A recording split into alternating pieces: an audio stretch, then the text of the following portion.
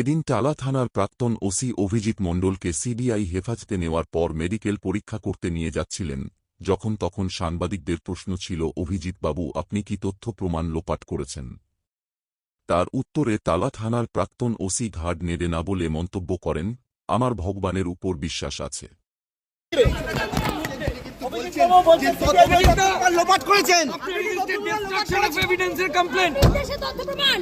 অভিজিৎ মণ্ডল তিনি বলছেন যে তিনি তথ্য প্রমাণ লোপাট করেননি, তিনি বলছেন তথ্য প্রমাণ লোপাট করেননি, একেবারে সিবিআই এর গাড়িতে বসানো হলো।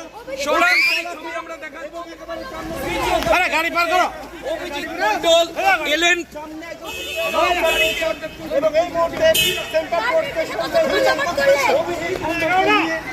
এই মুহূর্তে ময়ূখ দেখতে পাচ্ছ সুজিতা, দুজন সিবিআই আধিকারিক আপনার বিরুদ্ধে এভিডেন্স বলছে সিবিআই।